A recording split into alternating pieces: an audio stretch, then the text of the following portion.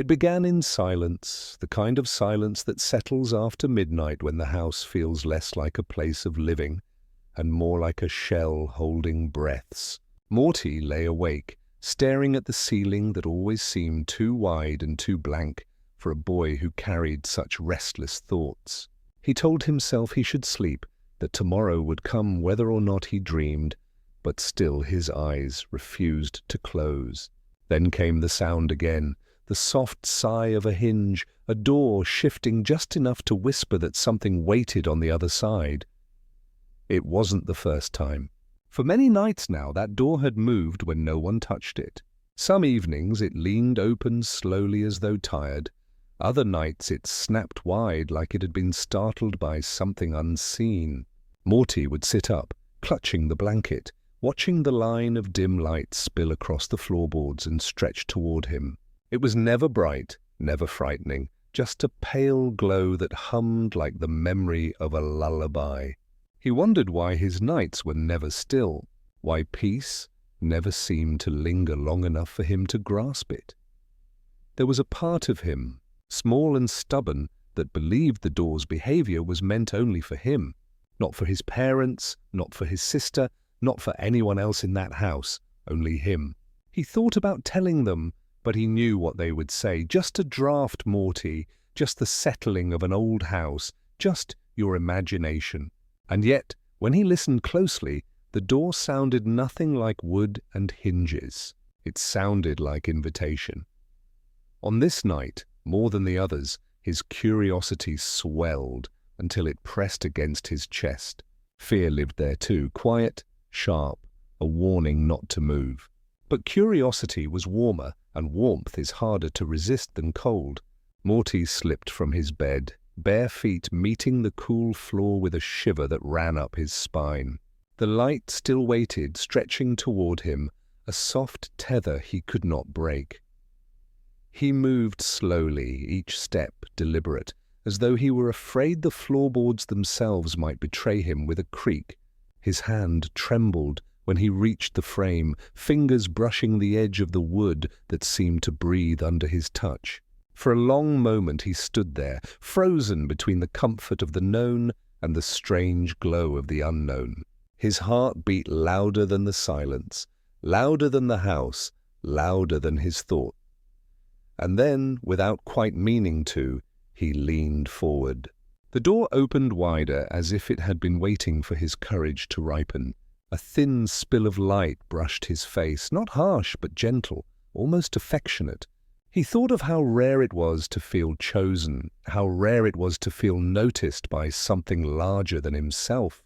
Even if it was only a door, only a light, it felt as though the universe had turned its head and whispered his name.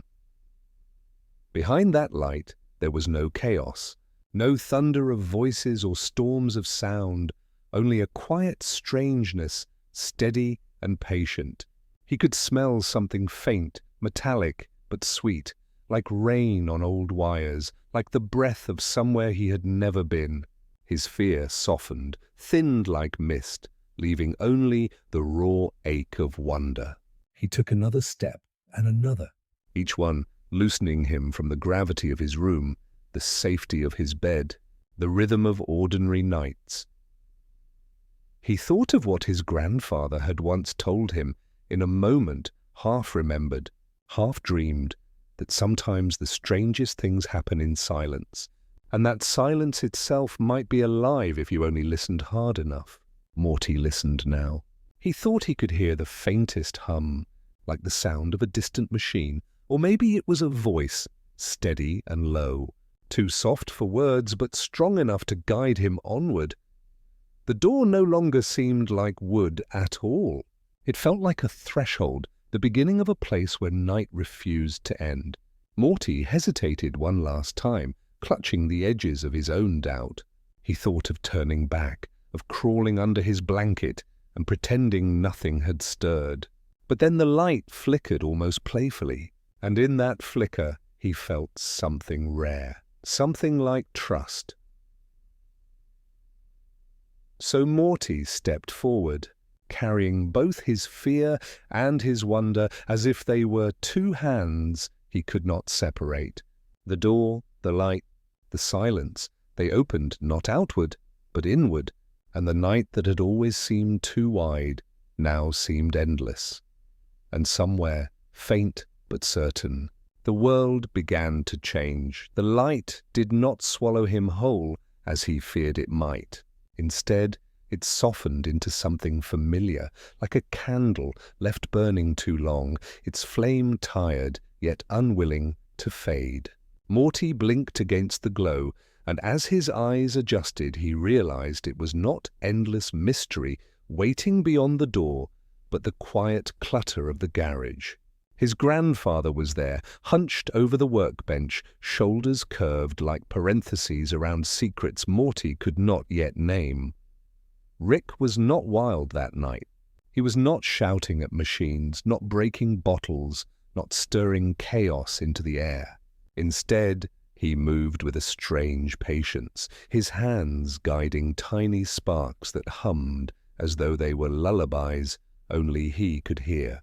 Wires curled like vines across the table, small lights blinking in rhythms Morty's heart unconsciously tried to match. It looked less like invention and more like care, like someone repairing a fragile toy or stitching a hole in a blanket that had seen too many winters. Morty lingered at the edge of the room, uncertain if he was meant to be part of this moment. Rick did not look up right away, but he did not need to. His voice came soft, unstartled, as if he had been expecting Morty all along. "Couldn't sleep, huh?" The words were simple, but they carried a weight that made Morty's chest feel less lonely. He stepped closer, careful not to disturb the fragile constellation of tools scattered across the bench. The sparks gave off a gentle warmth, not the harsh bite of electricity, but a steady, pulsing comfort. Morty thought they sounded like the quiet songs his mother used to hum when he was very small, before life had grown louder and sharper. He leaned against the work table, watching the lines of Rick's face, etched deep with years that had not been kind. Yet in the glow those lines seemed softer, as though the light forgave him. Rick glanced at him then, eyes heavy but not cruel. And Morty felt something rare flicker between them, an understanding too fragile to name. For once there were no lessons shouted, no orders barked, no rush to prove or to deny. There was only presence, two mismatched souls leaning closer as if by instinct. The boy searching for stillness, the old man searching for something else. Maybe both were simply searching for each other. The garage smelled of oil and metal, of old wood warmed by lamps, but beneath it, Morty caught another scent. Something faintly sweet. Like dust after rain, like memory itself. He wondered if it came from Rick, from the machines, or from somewhere beyond either of them. The thought lingered, curling softly in his mind, and he did not push it away. Rick's hands paused, holding the smallest of devices between his fingers. A glow pulsed inside it, dim at first, then brighter, then dim again, like a heartbeat deciding whether or not to continue. He set it on the table with unexpected gentleness, as though the thing could bruise. "Not every invention's meant to explode," he murmured, half to himself, half to Morty. "Some are just meant to remind you what quiet feels like." Morty nodded, though he wasn't sure he understood. He didn't need to. The words settled into him the way lullabies do. You don't always grasp the meaning, but the rhythm stays with you, calming something deeper than thought. He looked at his grandfather's face again, catching how tired he seemed beneath the glow. Not the kind of tired that sleep fixes, but the kind that comes from carrying too many nights inside a single body. The sparks flickered, casting tiny reflections in Morty's eyes. He thought of the door that had led him here, the way it seemed alive, the way it always opened when he least expected. Maybe it wasn't the door that called to him. Maybe it was this, the quiet, the glow, the weary man who somehow still built songs out of sparks. Morty's fear melted further, replaced by the strange safety of belonging to a moment that asked nothing of him but to be present. He sat on a stool, legs dangling, and listened to the hum. The machines seemed to breathe in rhythm with his grandfather, slow and steady, a lull of mechanics and man entwined. For the first time in many nights, Morty's shoulders eased, his heartbeat softened, and he felt the edges of sleep brush against him, not dragging, not heavy, but inviting. Rick didn't say much more, and Morty didn't need him to. Sometimes silence itself is the bond. Sometimes the glow's enough. The boy stayed there until his eyes grew heavy, and the old man let him, neither pushing him away nor pulling him closer, just letting him exist beside the strange tenderness of sparks that hummed like lullabies. And though nothing had exploded, Nothing had broken, nothing had rushed into chaos. Morty knew this night would stay with him. The door had not led him into danger, but into a bond he had not realized he needed. A quiet grandfather, a quiet grandson, a quiet glow. And in that stillness, something new began to take root. Word count 1, 2, hunter 4. The night stretched on, but Morty felt time folding differently now, as though the sparks had altered the rhythm of the hours. The garage was still, his grandfather quiet, yet something lingered in the air, an invitation not spoken aloud, but present all the same. Morty rubbed his eyes, fighting the heaviness that pulled him towards sleep, and when he opened them again, the glow on the workbench seemed to have changed. The tiny device Rick had set down pulsed more steadily, its light rising and falling like gentle tides. It was not loud, not urgent, but it called to him in a way he could not ignore. He leaned closer, careful not to disturb Rick, who had slumped into the chair, eyelids heavy with exhaustion. The old man looked almost peaceful now, the sparks dimming around him, but the device still breathed softly on the table. Morty reached out, hesitant, and when his fingers brushed its surface, the light warmed under his touch, expanding in slow ripples that shimmered across the room. At first it was only color, hazy veils swaying like curtains in a breeze Morty could not feel. Blues and golds and faint greens spilled across the garage walls, bending and folding in gentle arcs. The air seemed thicker, softer, as though he had stepped inside a dream without moving at all. Morty's heart quickened, but not from fear. It was wonder, the kind that hushes rather than startles. The door behind him creaked, though he hadn't touched it. Its edges glowed faintly, echoing the pulse of the device in his hand. He turned, and for a moment the line between the garage and something else blurred. The shelves, the tools, even the shape of his grandfather seemed to waver, half solid, half swaying with the shifting colors.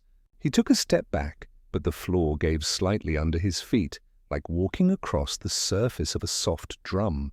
The sensation made him laugh under his breath, the sound fragile but real. He remembered the nights when the door had opened on its own, when the light had spilled across the floorboards of his room.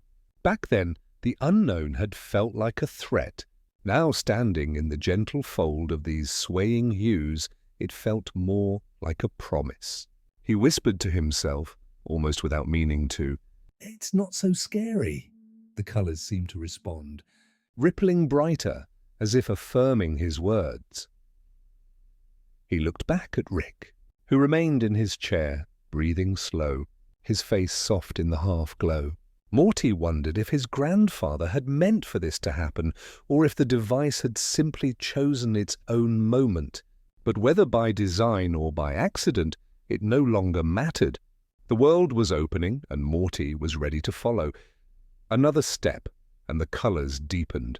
They moved like fabric suspended in water, folding and parting, inviting him through. He reached out, fingers brushing against the glow, and it yielded with a softness that surprised him. It did not resist, did not push him back. It welcomed him as though it had been waiting for his touch all along. The sound within the room changed. The hum of the machines softened into something melodic, a tune without words, but filled with recognition. Morty thought it sounded like the echo of lullabies he had long forgotten, the ones that used to carry him into sleep when the world felt safe. The melody drifted around him, guiding him deeper, reminding him that wonder does not always roar. It can whisper, too. He stepped again, and suddenly the garage was no longer whole. The edges of the shelves unraveled, tools dissolved into threads of light, the floor bent in slow arcs that folded over themselves. Morty should have been afraid, but instead he felt as though he were walking into a story told long ago, a place that existed between memory and imagination. Colors swayed, not chaotic, but gentle, like curtains brushing past one another. Shapes began to form within them, shadows of trees bending in unseen winds, the faint outline of rivers glowing with silver light, fragments of skies too wide for the room they occupied. Each fold opened into another, endless yet quiet, carrying him without rush. It was not a leap into madness, but a step into dreaming, and Morty realized that maybe both were not so different. He paused, turning once more toward the garage, but it was far behind him now, reduced to a faint outline swallowed by drifting hues. Rick remained there, or at least the shape of him did, a reminder of home glowing faintly against the folding horizon. Morty felt a tug of longing, but it did not ache. It steadied him, a quiet anchor, reminding him he was not lost. The path before him was not clear, but it didn't need to be. Each sway of color revealed just enough to move forward, just enough to wonder. And so Morty kept walking, heart steady, eyes wide, learning with each step that sometimes the most extraordinary journeys begin not with explosions or chaos, but with a door that opens softly, a device that hums like a lullaby, and a first step that feels like falling into a dream. The folds of color continued to sway like gentle curtains, and Morty walked slowly through them, the sound of his own breathing steady in his ears. He was certain Rick was still behind him, slumped in the chair, yet when he turned his head, the faint outline of his grandfather seemed to move closer, as though the distance had rearranged itself. The figure was still Rick, stooped shoulders, white hair, a weariness that clung like a shadow, but his presence was sharper now, more awake. Rick's voice reached him first, drifting not from the chair, but from the air itself, words tangled and uneven, half-formed like thoughts spoken aloud before they were ready. It's not about doors, Morty. Doors, they're only excuses. The trick is Listening. You hear more than you see if you stop fighting the noise. Morty froze, the sway of light wrapping him in a quiet cocoon. The words didn't all make sense, not the way his teachers explained things at school, but the tone was different. Softer, not slurred with the sharp edges of exhaustion, but almost deliberate, like Rick was sharing something fragile he didn't share often. Listening to what? Morty asked, his voice small in the folding space. Rick's outline leaned forward, eyes dim yet steady. Not me, not just me. The world, the hum, the silence in between. You think I build things to escape it, Morty, but maybe I build them to hear it better. Morty didn't know what to say. The words drifted around him, strange and heavy, but the feeling beneath them was clear. It wasn't about understanding every syllable. It was about knowing Rick meant it, that somewhere in the jumble was a truth his grandfather wanted him to hold on to. Morty nodded, not because he fully understood, but because he understood enough. The colors around him shifted, the soft melody deepening like the low strum of unseen strings. He thought about what Rick had said, listening not to the noise, but to what lived underneath. So he stopped for a moment, standing still among the folding veils, and let his ears catch what his eyes could not. At first there was nothing but the hum of light, Then he heard something else, faint whispers like wind against glass, words too quiet to carry meaning but filled with rhythm. It was as though the place itself was breathing, telling a story without language. Morty felt it in his chest, a gentle vibration, and though he could not repeat the words, he knew their shape. They were not warning him. They were welcoming him. He looked at Rick again. His grandfather was watching him closely, mouth twitching in a half-smile that looked almost proud. "See, you don't need to solve it. You just let it be." You're already better at it than me, Morty. Always were." The compliment startled him, so rare and simple it made his throat tighten. He wanted to ask what Rick meant, but the look in his grandfather's eyes stopped him. Some things were better left as feelings rather than questions. He carried that warmth instead, tucked inside him like a lantern. They walked together now, though neither of them moved quickly. Each step felt suspended, as though the folds of colour waited for them to listen before opening further. Rick muttered often, half to Morty and half to himself, lines that wavered between nonsense and wisdom. "It's all echoes, Morty. Everything we build, everything we lose."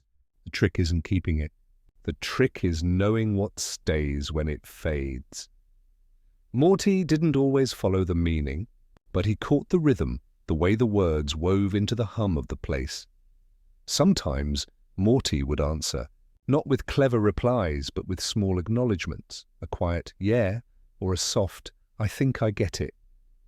And that was enough. The conversations weren't puzzles to solve.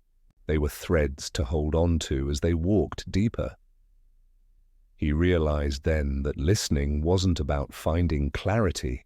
It was about trust, trusting that even in the broken cadence of Rick's words, there was something worth carrying, trusting that even in the folds of a place that was not quite real, he could hear the steady hum that promised he wasn't alone. They kept moving forward, guided not by maps or machines, but by the rhythm of their voices, their silences, their hearts moving in quiet tandem. Morty thought of the nights when the door opened on its own, how afraid he had been of what lay beyond. Now, with Rick beside him, even in his strange and weary way, that fear had softened into something else, something closer to belonging. He listened again, not just to Rick's murmurs, but to the deeper hum, and he realized the two were not separate. His grandfather's voice and the world's whisper folded together, carrying the same message. Keep walking, keep listening, keep trusting. Morty smiled faintly, and for the first time, the journey did not feel strange at all. It felt right. The folds of colour gave way to something wider, and Morty felt his chest loosen as if the world itself had exhaled to make room for him. The path beneath his feet dissolved into a stretch of soft light, and above, a sky revealed itself, if it could be called a sky at all. It bent, curved, folded like clay in slow, deliberate hands. Stars shone like droplets scattered across velvet, only to bend and reshape themselves, flowing into spirals before settling back into constellations Morty almost recognized. Time itself seemed to move like water, not ticking forward but lapping gently, a tide against unseen shores. Morty stopped walking and tilted his head back, wide-eyed, trying to drink in everything at once. It should have been overwhelming, the shifting sky, the soft tide of time, but instead he felt something quiet inside him, like being wrapped in a blanket after a long day. He was small here, impossibly small, but not lost. The presence of someone beside him, the uneven sound of Rick's footsteps, made him feel safe in the vastness. The universe bent and folded, yet Rick was still there. "That was enough. Don't let it scare you," Rick said, voice rough but steady. He didn't look up at the sky the way Morty did, but Morty thought he could hear the wonder tucked away beneath the weariness. "It's not breaking. It's just..." Showing you it never needed to stay straight. Morty let the words sink in. He tried to imagine the sky back home bending this way, stars pulling themselves into soft arcs like clay spun on a wheel. It would frighten everyone, he thought. People would panic. But here, in this place, it felt natural, like maybe the sky was always meant to move, and it only pretended to be still because people needed it that way. He whispered, more to himself than to Rick, "It's beautiful." Rick gave a small grunt, neither agreement nor dismissal, and Morty noticed the faint twitch at the corner of his mouth. It wasn't quite a smile, but close enough that Morty felt warm all over. As they walked, the bent stars seemed to follow them, shifting into shapes that hovered just at the edge of recognition. Morty thought he saw a hand once, fingers spread in greeting, then a face that blurred before he could know it. The shapes felt personal, like dreams spilling into the open air, soft and private. Rick muttered again, this time so low, Morty almost missed it. "The sky doesn't lie, Morty. It shows you what you're carrying, whether you want to see it or not." Morty's throat tightened. He thought about the fear he'd carried when the door at home kept opening, the way he wanted to run but couldn't. Now the fear felt smaller, folded into something softer. The stars bent around it, reshaping it into a curve that looked almost like comfort. He wondered if Rick saw something too, if the bent sky spoke to him the way it did to Morty. But he didn't ask. Some silences felt better kept.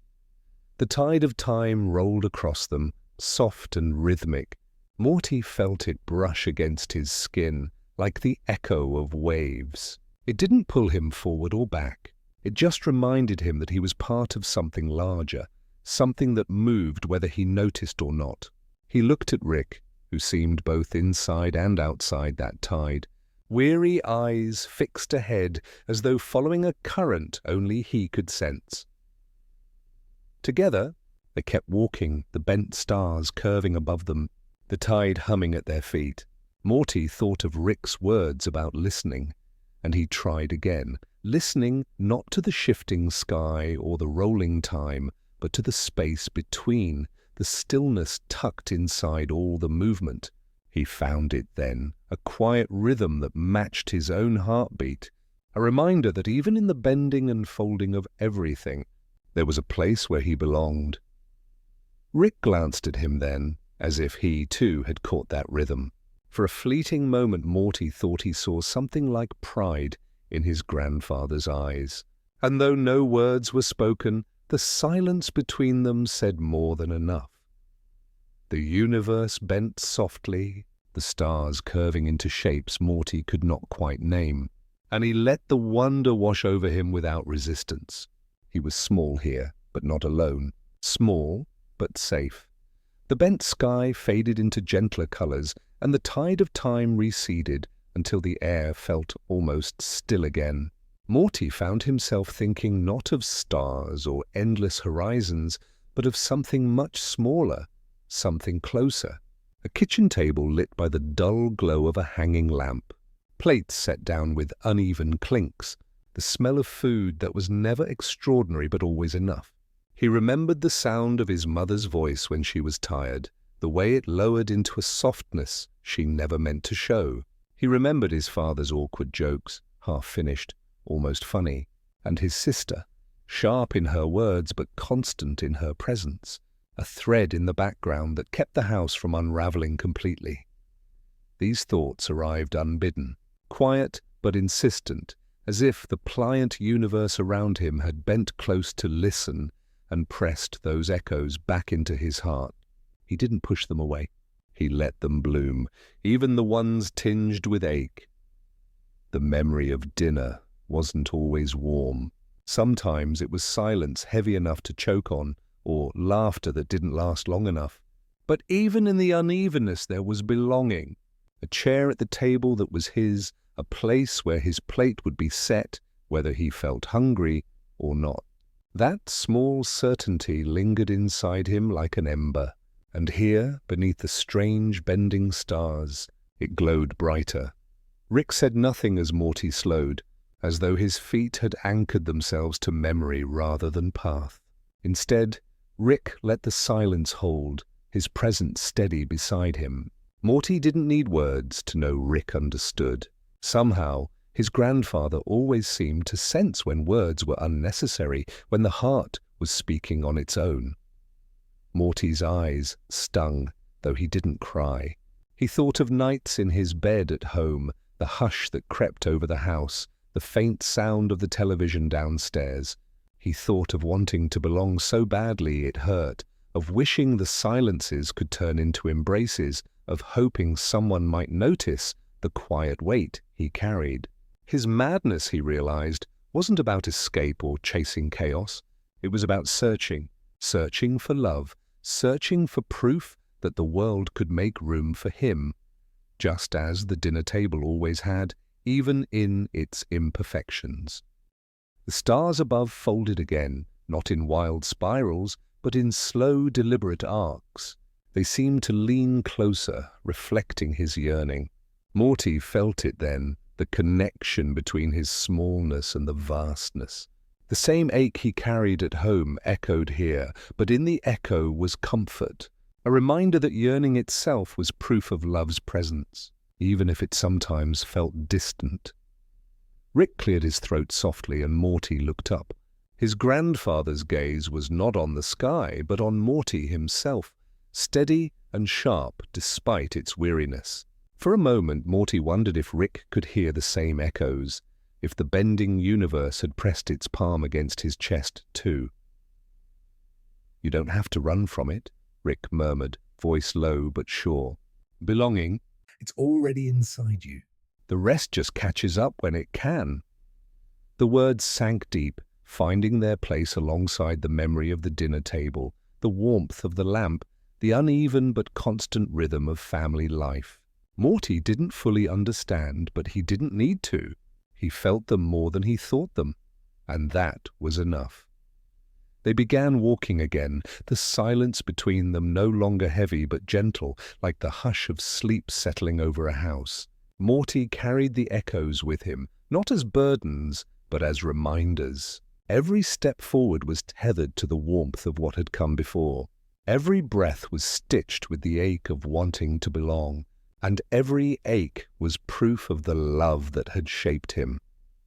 The stars folded softly, the path stretched on, and Morty's heart beat steady beneath the echoes of home.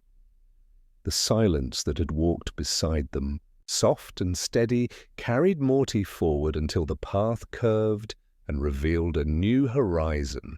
At first, it looked like any other world, blue seas and wide plains, clouds folding over mountains with gentle patience. Yet as they drew closer, Morty felt a strange emptiness, a hollowness that was not of landscape, but of people. He saw figures moving across fields, walking in towns, gathering at wells and markets, but their faces held no recognition, not even for themselves. They spoke words without weight, gestures without memory, as if each moment was born and died in the same breath. Morty shivered, though the air was warm. The people greeted one another with vacant smiles, then blinked and forgot. A child reached for her mother's hand, but the mother turned as if she were a stranger, eyes filled with polite confusion.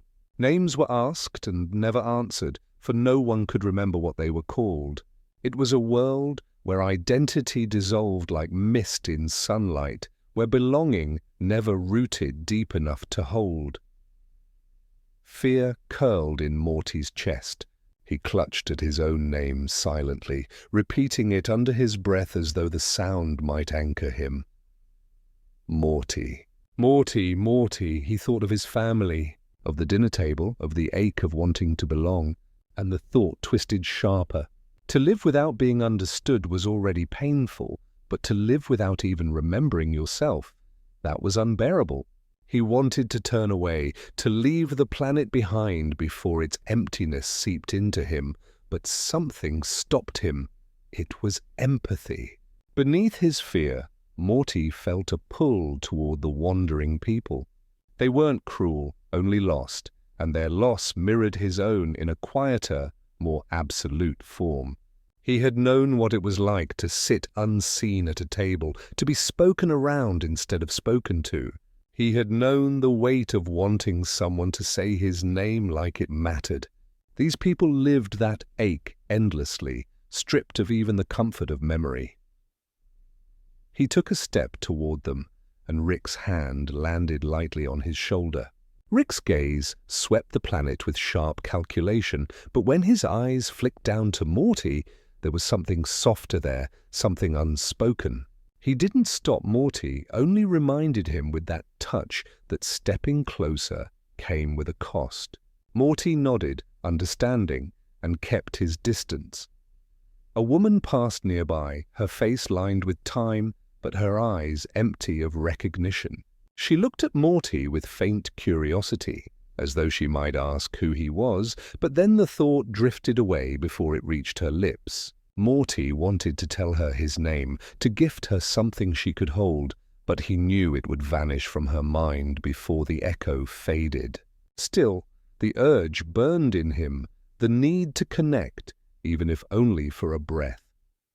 Rick's voice broke the silence, quiet and measured. This is what happens when meaning is untethered. Names, memories, love, it all slips if there's nothing to hold it. Morty swallowed hard. But They don't even know what they've lost. That's the tragedy, Rick replied, his tone neither cruel nor pitying. And the mercy. The words sank into Morty, heavy with truth. He felt his fear deepen, but alongside it grew something gentler, a fragile compassion. He couldn't save these people, couldn't give them back what was gone, but he could recognize their ache as a reflection of his own. In that recognition, he felt less alone. As they walked past the silent towns and nameless wanderers, Morty pressed his memories tighter against his heart. He held the warmth of home, the ache of yearning, even the weight of misunderstanding, refusing to let them slip.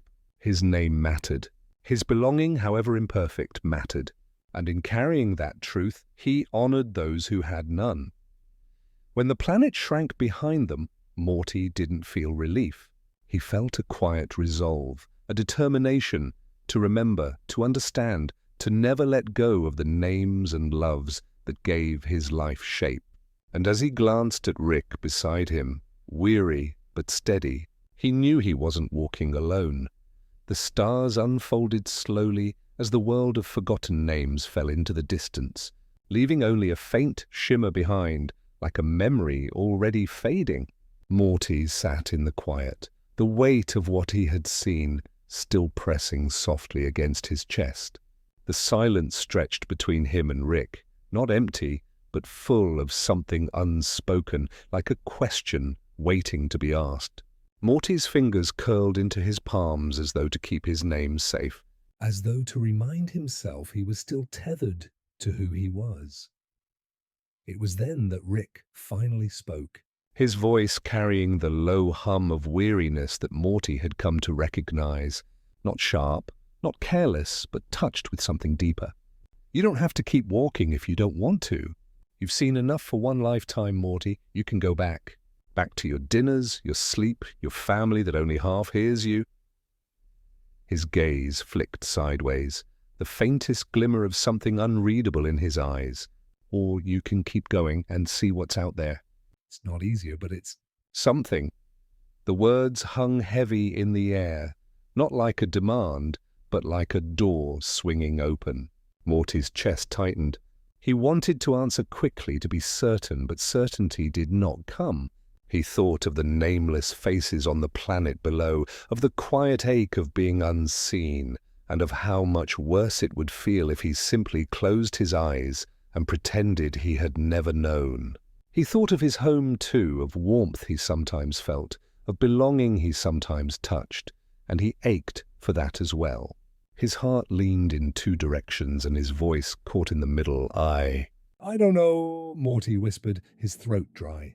It felt like failure, that not knowing, like he should already have an answer. But Rick didn't flinch. He didn't press or scold. He simply nodded, as though hesitation itself was something worth acknowledging. That's all right, Rick murmured. Most people never even realize they're standing at a choice. They just keep moving without asking if they want to. Knowing you don't know, that's already more than most. Morty blinked at him, the words settling slowly, like water soaking into dry soil. He realized his hesitation wasn't weakness, but something else. A pause, a breath, a moment of honesty. In his uncertainty, he was at least awake to the truth of what lay before him. And that mattered. He wasn't running, not this time. He was standing still and feeling the weight, and that felt strangely brave. His eyes lifted toward the strange folding stars above, the sky bending softly as though it were listening too. He wondered if the universe cared which choice he made, or if the only thing that mattered was that he understood he had one.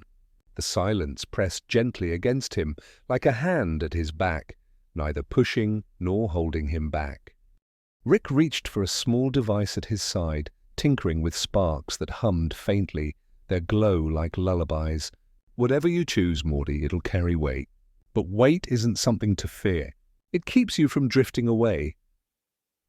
His words were quiet, almost as if they were meant for himself as much as for Morty. Morty let out a breath he hadn't realized he was holding. He didn't give an answer, not yet. He simply let the choice sit beside him, soft but undeniable.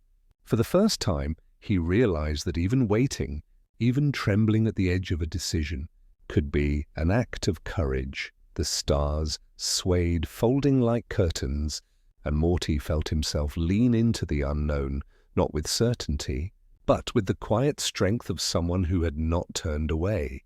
And Rick, walking beside him, did not press, did not hurry. He simply matched Morty's steps, carrying the silence as if it, too, were part of the journey. The silence stretched further than Morty thought silence could reach. The stars, once pliable and bending softly, thinned into nothingness until he realized he and Rick were drifting in a place that held no sky at all. It was a void without shimmer, without color, without even the comfort of faint echoes. Morty's breath grew shallow, and he clutched his arms across his chest as if the emptiness might swallow him whole. For a moment he wished he had chosen differently, wished he had turned back to his home, his bed, his family table. But then Rick's hand moved in the darkness, pulling something small and fragile looking from his coat, a shape that glowed faintly, like a heartbeat waiting to grow brighter. With a flick of his wrist, Rick set a lantern alight. Its glow was soft, almost hesitant, but it pierced the void enough for Morty to see the outline of his grandfather's tired face. Rick handed the lantern to him, nodding toward the darkness around them. "We light them here," Rick muttered, his voice carrying a weight that Morty could not yet name.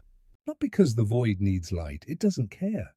But because someone else one day might walk this way, and when they do, they shouldn't have to stumble in complete dark. Morty stared at the lantern in his hands. The glow warmed his palms, fragile yet steady. His chest softened with a mix of awe and confusion. He looked at Rick, who was already pulling another lantern, his fingers clumsy but certain as he lit it and sent it floating gently upward. One by one they began to lift, small orbs of trembling light rising into the nothingness like soft prayers. Morty swallowed hard, his throat thick because the sight was beautiful and the act felt heavier than he could explain. "But we'll be gone," Morty whispered, his eyes following the lanterns as they floated higher, further, weaving into a constellation that hadn't existed before. "We won't be here to see if anyone even finds them." Rick snorted lightly, though it wasn't unkind. "That's not the point. The point is, we carry what we can when we can, and we leave it behind, even if no one thanks us for it. Sometimes the things that matter most, No one remembers where they came from. they just find them, and they keep walking."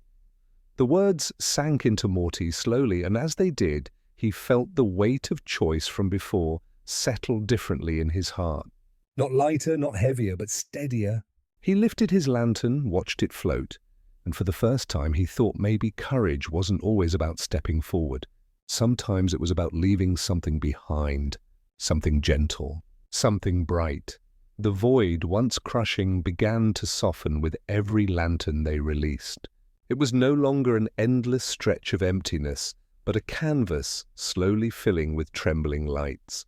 Morty's chest loosened, his breath eased, and he felt his fear lessen in the glow of what they were making. The act was small, but in the stillness of the void, it felt like the most important thing he had ever done. Rick's voice, ragged but tender in its own crooked way, broke the silence again. You're scared, Morty. That's fine. Everyone is. But when you light something for someone else, even if you never see them, you're not alone in it anymore. That's how we keep each other. Morty's eyes burned, though no tears fell. He let his final lantern go, watched it drift upward until it was swallowed by the cluster above, and he felt, for the first time in the void, a strange kind of safety. The dark wasn't gone, not fully, but it no longer felt endless. It felt like something he could walk through, something that would one day guide another. And as he stood there beside his grandfather, Morty realized that sometimes carrying light was not about where it led you, but about where it lingered after you let it go. The lanterns drifted higher until they were no longer lanterns at all, but scattered constellations threading through the void. Morty watched them disappear into the distance, his chest filled with something quiet and unexplainable. When he blinked again, the dark around them shifted, softened, and revealed something he hadn't noticed before, as though the light had unlocked a doorway hidden in plain sight. Beyond the last glow of their lanterns, a stretch of green unfurled, vast and impossible, a garden blooming in the emptiness of space. It was not a garden like those Morty had seen in books or in the neighbor's yard. This one had no soil, no fences, no sky above. Its roots floated freely in the dark, its branches stretched where no air should carry them, and yet it thrived. Leaves shimmered faintly, carrying dew that glowed like captured starlight. Flowers opened and closed in unhurried rhythms, breathing in a silence that was full rather than empty. Morty felt his heart beat slow to match it, as if the garden itself had taken hold of his restless thoughts and pressed them gently into stillness. He stepped carefully between its winding paths, though there were no paths at all, just the way his feet seemed drawn between moss that glowed faintly blue and blossoms that swayed without wind. He turned to Rick, who walked with hands deep in his coat pockets, his gaze lowered, not in weariness this time, but in some strange kind of reverence. Morty had never seen him like this before, softened and watchful, like the silence had reached into him too. "Why is it here?" Morty whispered, his voice barely more than breath. Rick tilted his head, as if the question itself was too quick. "Not everything needs a reason," he said after a pause, his words low, tangled with quiet. Some things just grow. "Because they can. 'Cause they should. Don't rush it, Morty, just look." So Morty did. He let his eyes linger on every impossible bloom, on vines that curved like music, on petals that seemed to change color with each blink. He tried not to chase understanding, but instead to let the garden teach him in its own time.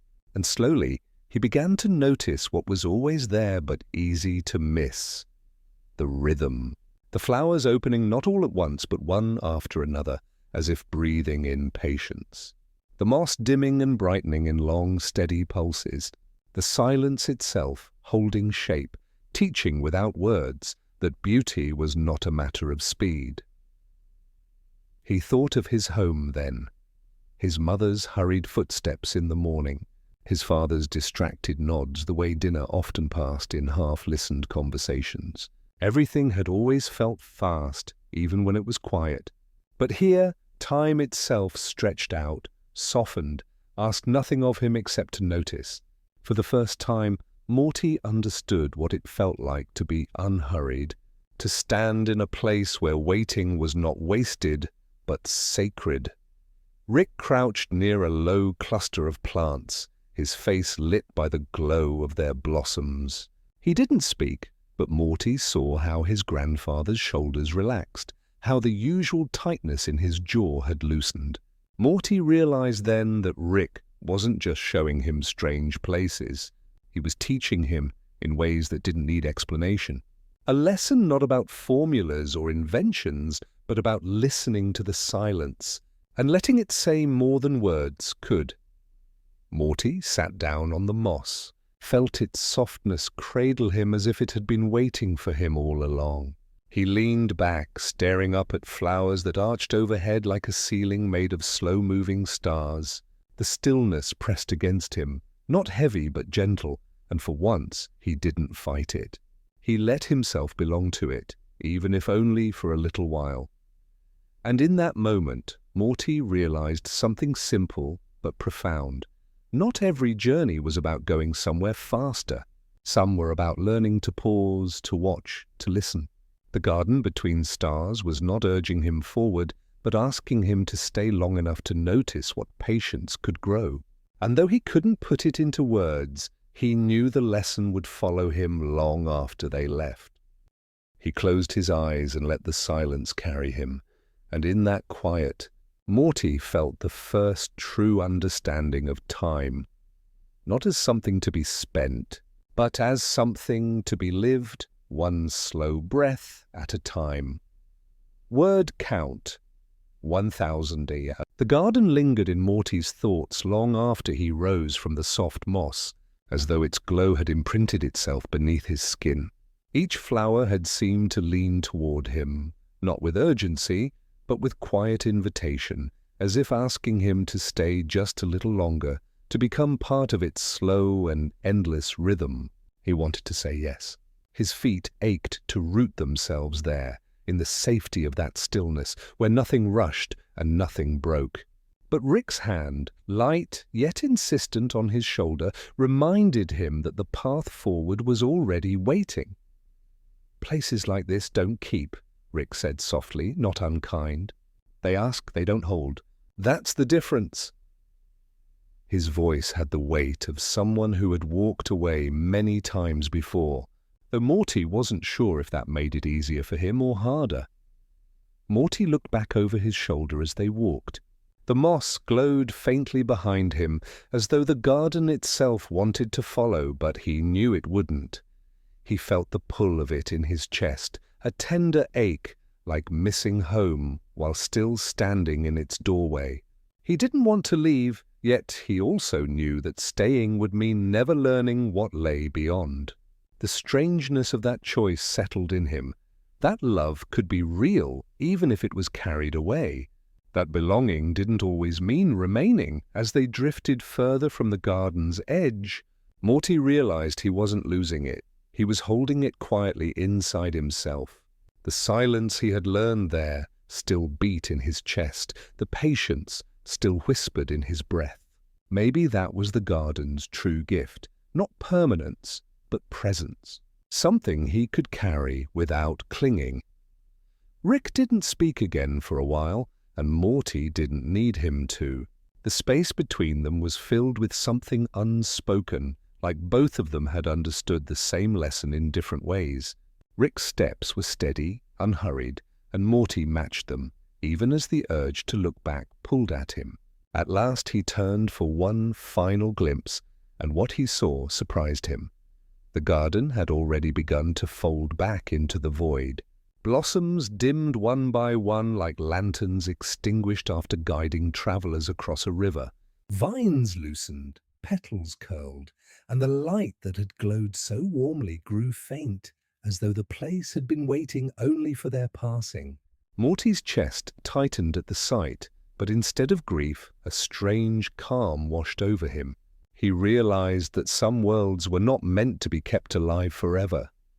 They bloomed to be seen, to be remembered, and then they rested. For the first time, Morty felt the tenderness of goodbye. It was not the tearing wound he expected, but a softer thing, like a sigh released after holding breath too long. He didn't want to let go, but he began to see that letting go was a way of honoring what had been. To cling would be to smother.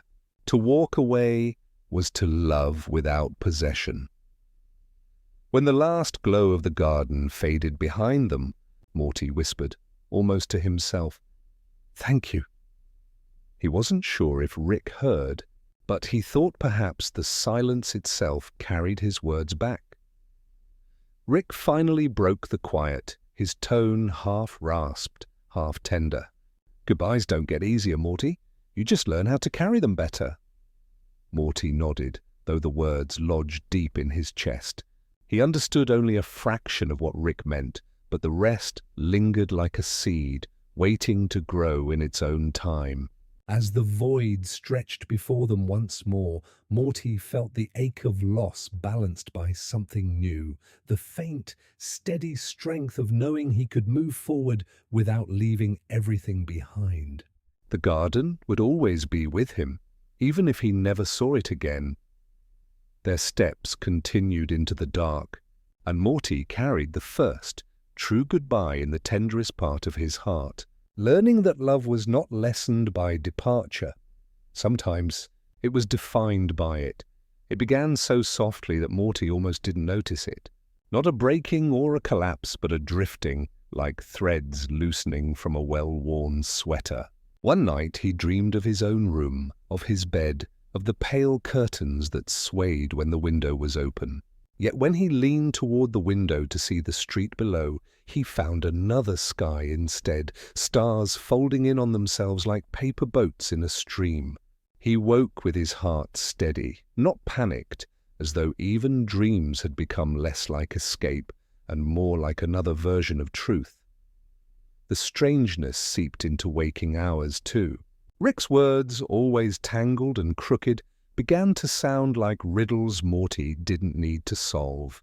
A laugh would leave Rick's mouth, sharp and brief, but when Morty heard it, it faded into a sigh as though the sound had lived twice. Once in Rick.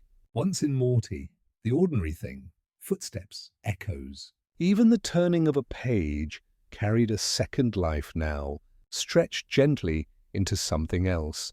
Morty once thought madness would be wildfire, a storm tearing apart the walls of sense. But what he found instead was a quiet unraveling. The world did not scream, it whispered. The madness came in soft repetitions. A lantern glowing in a place they had already left, a shadow that looked familiar, laughter that bent into sorrow and then softened back into calm. It was not chaos, but a kind of echo, a folding of moments into themselves until they felt layered rather than linear. At first, he wondered if he should be afraid, yet fear did not take root. The softness of it all disarmed him, as though the universe itself were inviting him not to fight, but to listen. He began to notice the rhythm of his own breath, the rise and fall of his chest, as if it were part of the same tide that bent stars and folded dreams.